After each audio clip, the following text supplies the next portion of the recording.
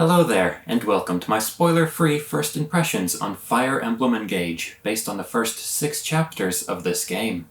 Now, leading up to this game's release, I was rather anxious to see how it would turn out, as there have been quite a few things that I've seen in the trailers that have left me concerned with this game's overall quality.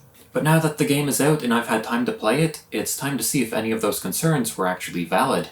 Now I'll start with the story, as this is what I was most concerned about, and with this game featuring heroes from across Fire Emblem's 30-year history, I was worried that the story would take a back seat and become more of just a fan-servicey excuse to have all of these characters come over for one big crossover event. Unfortunately, I feel like my fears in this regard were justified, though not in the way I had imagined.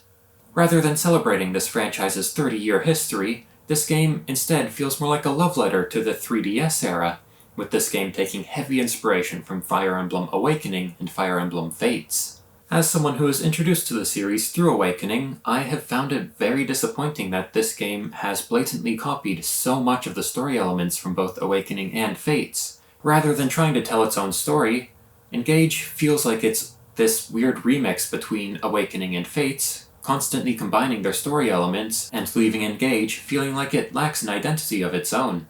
While this won't necessarily be an issue for people new to the franchise, I was rather disappointed by how these story beats play out exactly as they do in either Awakening or Fates. So the story so far isn't really working for me, and unfortunately, neither are a majority of the characters, and a lot of that, I feel, has to do with their interactions with the main character, Alear. Now, Alear is the main avatar character of this game, and unfortunately, it feels like they've taken a lot of inspiration from Corrin, who is perhaps the most disliked main character in Fire Emblem history, at least personality-wise. And one of the worst things about Corrin was how all of the other characters would constantly worship them, and Corrin couldn't really do anything wrong. All of the characters would love them regardless. And so they've taken that avatar worship aspect of Corrin and dialed it up to 11 with Alear, and it's just honestly annoying.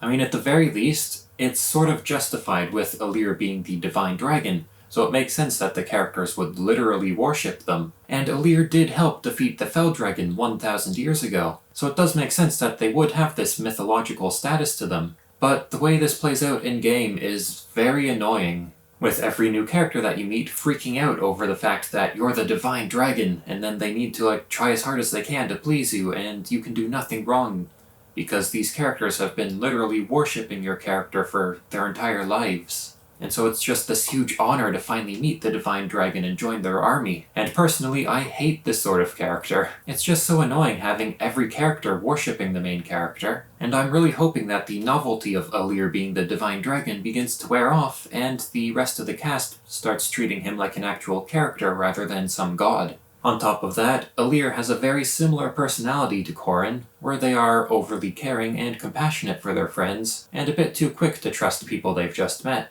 with the only thing really separating Alear from Corrin being the fact that they're somewhat of a coward, surprisingly. Alear is terrified of the zombie-like creatures known as the Corrupted, and this is mostly due to the fact that they have amnesia, and while they don't really remember what happened 1,000 years ago, they do know that the Corrupted are a sign of evil. I mean, it was definitely unexpected the first time you encounter one of these zombie-like beings, and Alear's very first instinct is to want to run away rather than fight it. So hopefully this cowardly aspect of Alear's personality leads to some actual character growth, instead of just being some quirky trait that is featured throughout the cutscenes but doesn't really match with what happens in the gameplay, as Alear mercilessly mows down armies of these creatures at a time. Now, with how I've talked about this game so far, it may come off like I hate this game. However, that actually isn't true, and I've been having a lot of fun with the game so far, as while the story and characters have definitely managed to fall short of my expectations, the gameplay absolutely redeems this game. For those unfamiliar with the Fire Emblem franchise, these games are turn-based strategy RPGs. You take turns moving your army across a grid-based map to try and defeat your enemy and claim victory. Now, for context with my experience with this game, I have been playing on the hard difficulty on classic mode, where if you lose a character on the map, they are dead for the rest of the game, though there is also a casual mode where units will return at the end of each battle.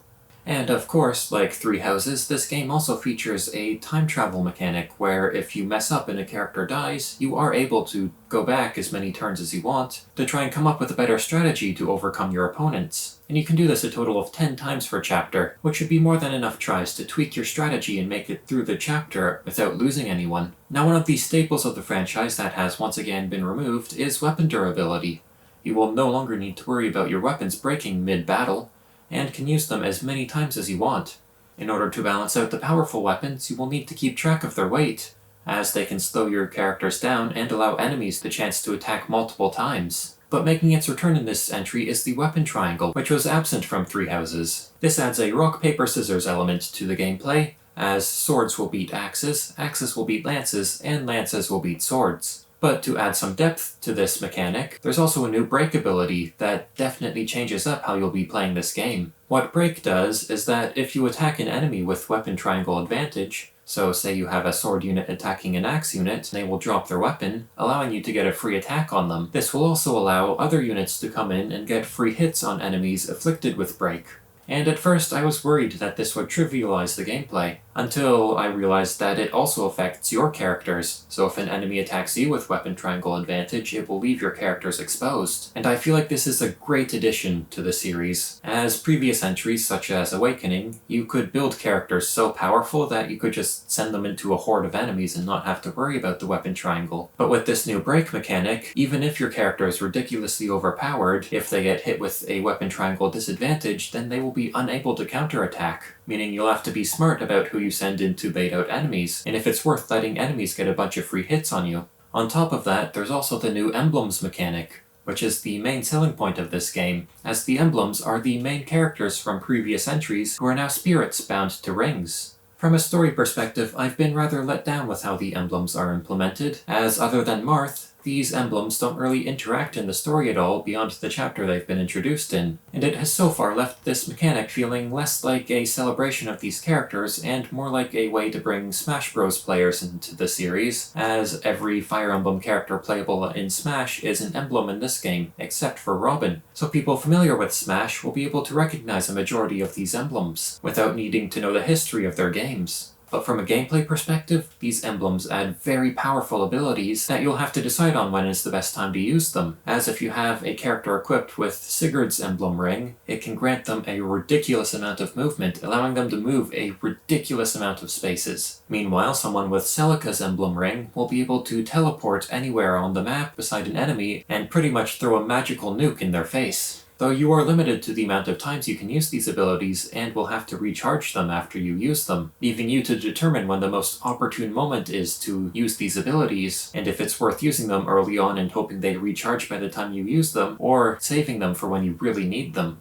So while it is disappointing seeing these classic characters reduced to powerful equipment, I can't deny that the power granted by these emblem rings is really fun to use. All of these elements combine to create a really rewarding experience that doesn't feel overly challenging, and yet it still feels balanced enough that you can't just throw in one unit and expect them to be able to tank an entire army of enemy units, like you could in previous entries. And if the game does feel too difficult for you, you are able to lower the difficulty at any time, though you will not be able to raise it up again. And that brings us to the presentation, and I feel like this is the best looking game in the franchise. Which, while it isn't technically impressive what this game is pulling off, and there are definitely a lot of places where it could be improved, for a niche strategy game, it looks amazing. And I love the vibrant color palette used for this world. If I had one criticism with the art direction, it's definitely with the character designs. I'm just not a fan of how exaggerated the designs are and how oversaturated the colors are, which I get is the sort of style that this artist goes for. It's just, I'm not really a fan of this style. I'm not saying it's bad, just it's not for me. And if you watched any of the trailers and weren't really impressed with the character designs, I don't think this game is going to do much to win you over in that regard.